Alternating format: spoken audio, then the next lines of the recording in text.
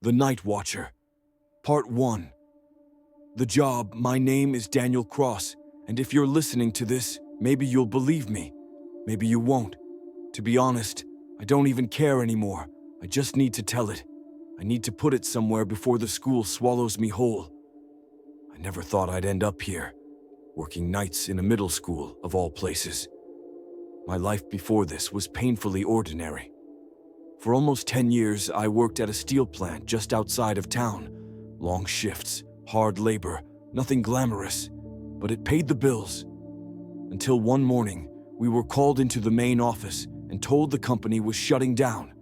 Just like that. No warning, no severance. 100 of us left standing in the cold with nowhere to go. I tried applying everywhere. Factories, warehouses, delivery jobs. Nobody was hiring. My savings evaporated. My landlord started calling every week, his voice getting less patient each time. I needed something. Anything. That's when I saw the ad taped to the bulletin board at the grocery store. Night security guard needed. Fairview Middle School. Steady pay, quiet environment, minimal interaction. Perfect for independent workers. It sounded boring. Perfect, actually. A paycheck for walking empty halls and drinking coffee until sunrise. I told myself it would be temporary, just until I found something better. But now, looking back, I think that ad wasn't a coincidence. I think the school wanted me. Part 2. Empty halls. The first week was nothing, just silence. Fairview. Middle was built in the 1950s, and it looks it. Long brick walls, tile floors, heavy classroom doors with wired glass windows. At night, it felt like stepping into a museum after closing. Everything frozen. Lockers lined up like soldiers, trophy cases glittering faintly in the low light, the smell of floor wax still clinging to the halls. My shift was from midnight until 6 in the morning. I carried a flashlight, a set of keys, and a small radio nobody ever used.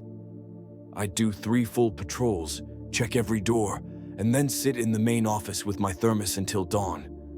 Easy. The silence was almost comforting.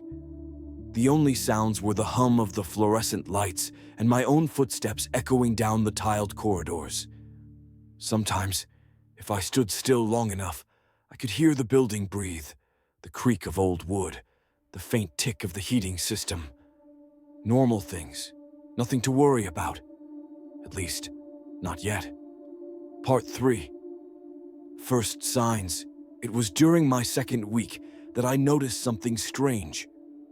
I was walking past the gymnasium one night, shining my flashlight lazily along the walls, when I stopped at the trophy case. Inside was the usual display: medals, team photos, plaques, and a basketball resting on a small stand in the center. Only, I was sure that basketball had been facing the other way yesterday. I stared at it for a while, convinced I was remembering wrong. But the thought stuck with me. The next night, it happened again, only worse. As I passed the case, I actually watched, the ball roll. Slowly, deliberately, across the glass shelf. It hit the edge and stopped. My stomach dropped. I unlocked the case, half expecting to find some kind of prank. Maybe the shelf tilted, maybe a hidden motor. But inside there was nothing, just the ball, sitting perfectly still. The air inside the case was icy cold. I told myself it was fatigue, too much coffee, not enough sleep. But deep down, I knew better. Part 4. The journal. That was when I started keeping a journal. 2:14 a.m., door to room 203 open. I locked it earlier. 3:07 a.m., child's laughter in cafeteria. Empty when checked. 3:55 a.m., lights flickered in East Wing. No power surge reported. Every night the entries multiplied.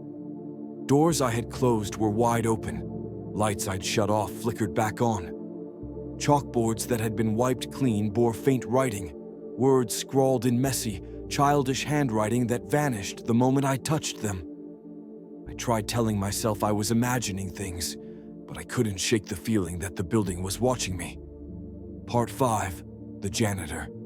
One night, I ran into Mr. Hughes, the janitor. He was an old man, thin, with deep lines etched into his face. He often stayed late, cleaning, and usually avoided conversation. But that night, as I passed him in the hallway, he stopped and looked me dead in the eye. "You've seen them, haven't you?" he said quietly. I froze. "Seen who?" His expression darkened. "Doesn't matter. Just stay out of the East Wing after midnight." I pressed him, but he shook his head and walked away. He never mentioned it again.